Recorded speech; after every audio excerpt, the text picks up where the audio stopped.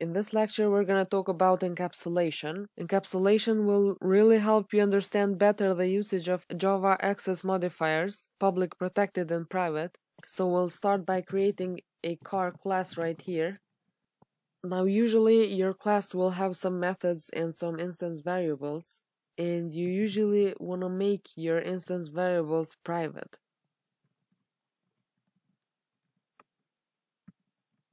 So the idea of encapsulation is to really protect the essence of the inner working of this class. So you want to keep your instance members private, and you expose only the getters and setters of this instance member, which you can create by going to source and generate getters and setters.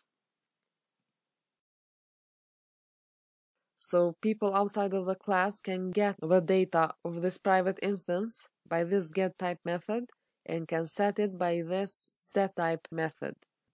So getters and setters let you access this otherwise private data. But if you would like to make your variable public,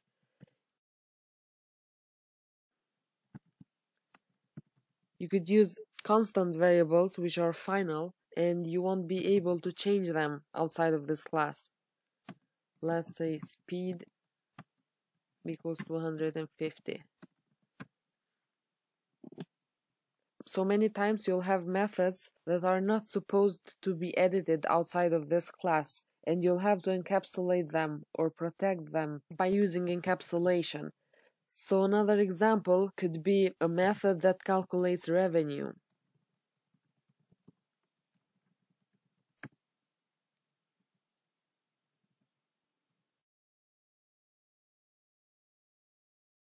And let's say here return 12,000, for example. And you wouldn't like other classes or people to play with this sensitive data,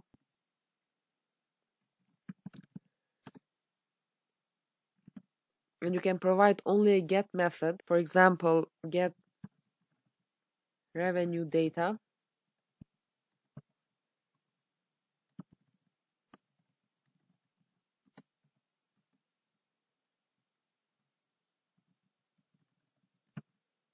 For example, revenue plus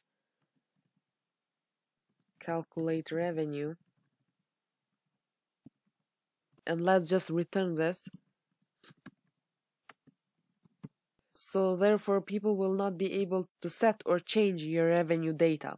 So the idea is to make everything private. If you can make it private, make it private. If you want your subclasses to use that kind of data, make it protected. If you want your end user to use your data and change it, so then make it public.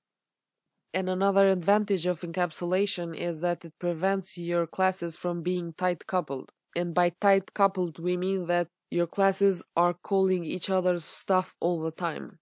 And that can make a chaos. So in other words, you prevent cross-linkages in your project. You don't want one class to get into other class's stuff and use it. So you only want to have few public methods that are clearly documented and do not change that often.